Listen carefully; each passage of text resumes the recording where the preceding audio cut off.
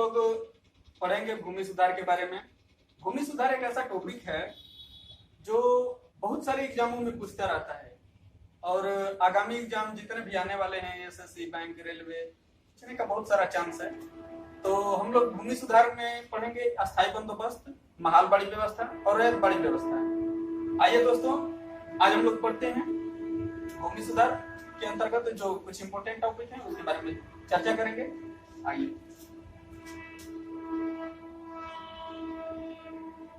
सबसे पहले भूमि सुधार आप लोग रेटिंग डाल लीजिएगा। और भूमि सुधार का जो टॉपिक है, सबसे पहले हम लोग अस्थायी बंदोबस्त,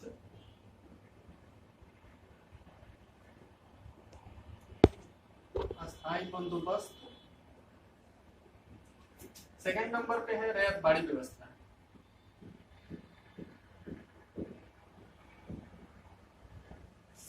रैयत बाड़ी व्यवस्था और महाल बाड़ी व्यवस्था।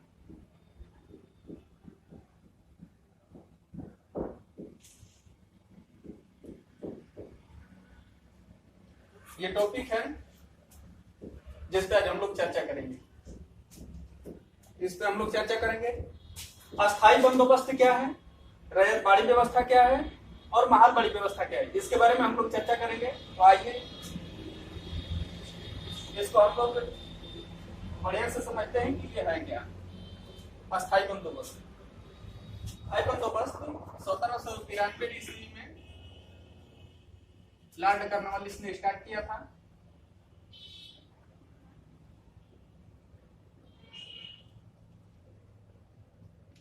लॉर्ड कॉर्नवालिस, इसका अगर जो छोटा डेट आप लोग लिखना चाहेंगे तो ये 22 मार्च 1793 को हुआ था। 22 मार्च 1793 ईस्वी को लॉर्ड कॉर्नवालिस ने स्टार्ट किया था।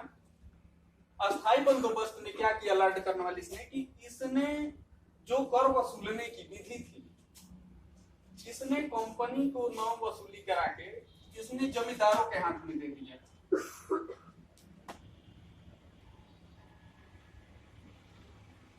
जो कर वसूलना था कंपनी को, वो जमींदारों को दे दिया। अब जमींदार क्या करते थे कि इसमें जमींदार और कंपनी दोनों शेयर के तौर पे थे। इसमें जमींदार जो कर वसूलते थे उसमें 89% जो हिस्सेदारी होती थी वो कंपनी को जाती थी। 89% जो कर वसूल रहे हैं किसानों से जमींदार, वो 89% कंपनी को दे रहे हैं और उसमें 11% जो कर था वो जमींदारों के पास होता था।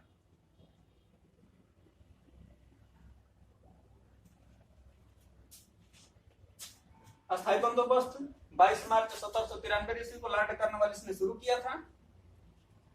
इसमें क्या किया लॉर्ड कॉर्नवालिस ने कि स्वयं कंपनी नौ वसूली के इस व्यवस्था को जमींदारों के हाथ में दे दिया। स्वामित्व, जो जमीन का स्वामित्व था वो कंपनी अपने पास न रख के जमींदारों को दे दिया और जमींदारों से कर वसूलवाना स्टार्ट करवाया।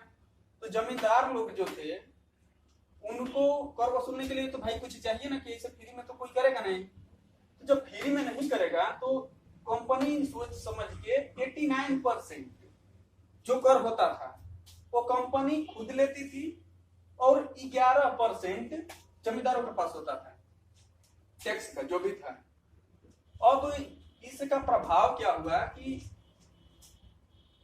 प्रभाव इसका ये रहा कि जब जमींदार लोग वसूलते थे तो जितने भी किसान थे अब उन लोगों को जमीन के लिए अब जमींदारों के अधीन होना पड़ता था। इसका सबसे बड़ा प्रभाव रहा कि किसान जो थे वो जमींदारों के अधीन हो गए।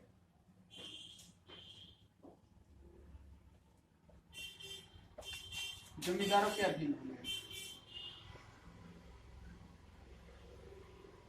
शॉर्टकट में हम लिख रहे हैं, आप लोगों को अगर जो नोट करना होगा तो आप लोग नोट कर सकते हैं। बहुत छोटा छोटा में हम लिख रहे हैं। प्रभाव रहा, किसान जमींदारों के अधीन हो गए क्योंकि जमीन का जो स्वामित्व का काम था वो जमींदारों के पास चला गया था। अब इसमें यह है कि इस व्यवस्था को लागू कहाँ किया गया था। तो इस व्यवस्था को सबसे पहले जो आज की डेट में वर्तमान समय में जो बंगाल है हमारा, बिहार है और उड़ीसा में लागू किया गया सबसे पहले। अगर जो पूछता है कि अस्थायी बंदोबस्त का सबसे बड़ा प्रभाव क्या रहा, तो किसान जमींदारों के अधीन हो गए। सेकंड नंबर पे लागू कहाँ किया गया था, तो बंगाल में लागू किया गया था, बंगाल में, बिहार में, उड़ीसा में। और कुछ दिन के बाद इसको लागू कर दिया गया उत्तर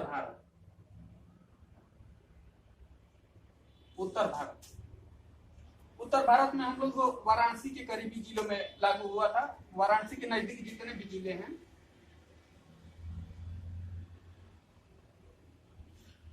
वाराणसी के नजदीक जितने भी जिले हैं उसमें लागू कर दिया गया।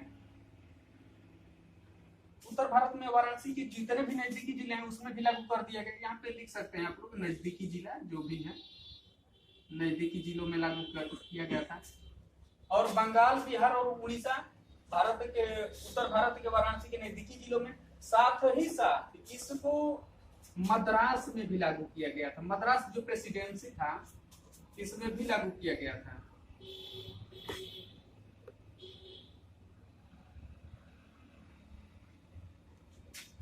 मद्रास प्रेसिडेंसी में भी इसको लागू किया गया।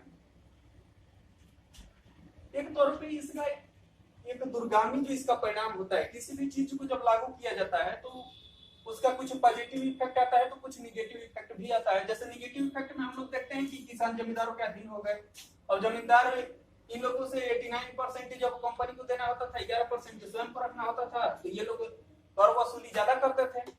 जाहिर सी बात है कि भ्रष्टाचार तो स्टार्टिंग से ही चल रहा है।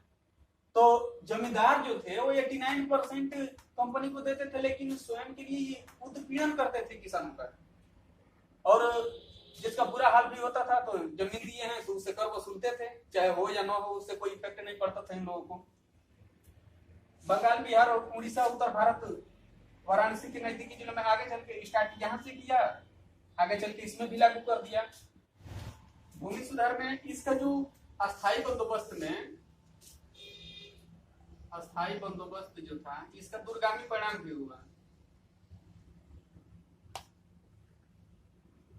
और दूरगामी परिणाम में मतलब ये है कि जैसे स्टार्टिंग में हम लोगों का ये लॉकडाउन मोदी जी लगाए थे कोरोना का, तो उस समय तो भाई आदमी के पास सब कुछ व्यवस्था था, तो कुछ दिन में समझ में नहीं आया, सभी लोग अपना आराम से बना खा रहे थे। लेकिन दूरगामी परिणाम ये हुआ कि आज के डेट में लोगों को रोजगार के बहुत काफी प्रॉब्लम हो गया। तो ये जो अगर जो कोरोना का देखा जाए या लॉकडाउन का प्रभाव दूरगामी परिणाम देखा जाए, उस समय तो समझ में नहीं आ रहे भाई, ताली थाली बजा दो 10 दिन में चला जाएगा कोरोना, लेकिन कोरोना तो भगा नहीं। तो दूरगामी परिणाम कोरोना का ये निकल कर आया कि आदमी बेरोजगार हो गए, खाने की किल्लत हो गई, गरीबों को ज्यादा प्रॉब्लम हो रहा है, मिडिल क्लास वालों को भी ज्यादा, सभी को प्रॉब्लम है वैसे तो अस्थायी बंदोबस्त का दूरगामी परिणाम क्या रहा है, उसका इफेक्ट थोड़ा सा अच्छा रहा है। ऐसे कोरोना जैसा बुरा नहीं रहा, उसका अच्छा रहा। इसका दूरगामी परिणाम था कि जो अस्थायी सेवा थी, अस्थायी सेवा, इसको 3 भागों में डिवाइड कर दिया गया। अस्थायी सेवा को 3 भागों में डिवाइड कर दिया गया। डिवाइड किया गया तो सबसे पहले राजस्व, सेकंड नंबर पे न्याय और थर्ड नंबर पे हम लोगों का था वाणिज्य।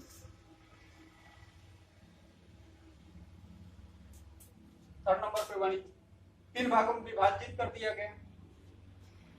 अस्थायी बंदोबस्त का दूरगामी परिणाम अस्थायी सेवा को 3 भागों में डिवाइड कर दिया गया। डिवाइड कर दिया गया तो राजस्व, न्याय, वाणिज्य 3 भागों में डिवाइड किया गया। और भी जो राजस्व, अस्थायी बंदोबस्त में जो राजस्व वसूली हो रहा है, राजस्व आप बोल सकते हैं राजस्व कर होता है, या इसको हम लोग लगान भी बोलते हैं। इसका कुछ नाम भी था। अस्थायी बंदोबस्त के तहत जो कर वसूली किया जा रहा था उसको हम लोग कर सकते हैं कि कुछ अन्य नाम थे, वो नाम क्या थे, इसको हम लोग करते थे जागीरदारी, जागीरदारी, बिस्वेदारी, बिस्वेदारी और मालगुजारी। मालगुजारी, जागीरदारी, बिस्वेदारी, मालगुजारी। मालगुजारी के बारे में अभी आज भी हम लोग अपने बाबा से या पापा से बात करेंगे तो मालगुजारी के बारे में लोग बताएंगे हम लोगों को कि मालगुजारी क्या होता है। आज भी सरकार टैक्स लेती है जिसको हम लोग मालगुजारी बोलते हैं। बिस्वेदारी, जागीरदारी, इसके अन्य नाम है। ये एग्जाम में कंफ्यूजन के लिए दे सकता है, वैसे देगा नहीं, अस्थायी बंदोबस्त ही केवल पूछ लेता है, लेकिन अगर जो इंटरनल उठा लिया किसी एग्जाम में, तो अगर जो अन्य नाम से आपको कंफ्यूज करना चाहता है तो आप लोग देखकर ही समझ जाएंगे कि जागीरदारी, बिस्वेदारी, मालगुजारी इसी का पार्ट है, इसी को कहा जाता था। अब अस्थायी बंदोबस्त जो है तो इसका एक अन्य नाम भी था, इसको हम लोग इस्तमरारी बंदोबस्त भी कहते थे। इस्तमरारी, इस्तमरारी बंदोबस्त, इस्तमरारी बंदोबस्त, इस्तमरारी बंदोबस्त, इस्तमरारी बंदोबस्त है। अब यहाँ से ये हम लोगों का जो अस्थायी बंदोबस्त वाला पूरा टॉपिक है ये कंप्लीट हुआ। अब हम लोग इसके आगे पढ़ेंगे रैयत बाड़ी व्यवस्था के बारे में। आइए अब चलते हैं रैयत बाड़ी व्यवस्था की ओर। रैयत बाड़ी व्यवस्था क्या है इसको समझते हैं। अस्थायी बंदोबस्त कंप्लीट हो गया। अगर जो नोट करना होगा आप लोगों को तो वीडियो को रोक करके आप लोग नोट कर सकते हैं।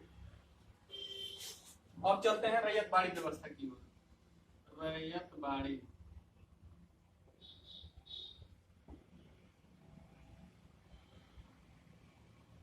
रैयत बाड़ी व्यवस्था, रैयत बाड़ी व्यवस्था जो है स्टार्टिंग अगर इसका पॉइंट देखा जाए तो 1792 ईस्वी में मद्रास प्रेसिडेंसी में इसको, मद्रास प्रेसिडेंसी के, मद्रास प्रेसिडेंसी के 12 महल जिले में, 12 महल जिला में इसको सर्वप्रथम 1792 में लागू कर दिया गया था। लेकिन इसको बढ़िया से पूरे भारत, पूरे मद्रास और बंबई प्रेसिडेंसी के लिए जो देता है उसको 1820 ईस्वी में, 1820 ईस्वी में मद्रास प्रेसिडेंसी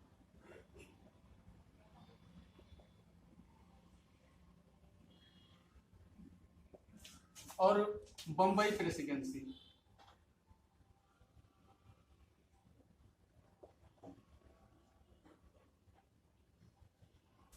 बंबई प्रेसिडेंसी में लागू किया गया।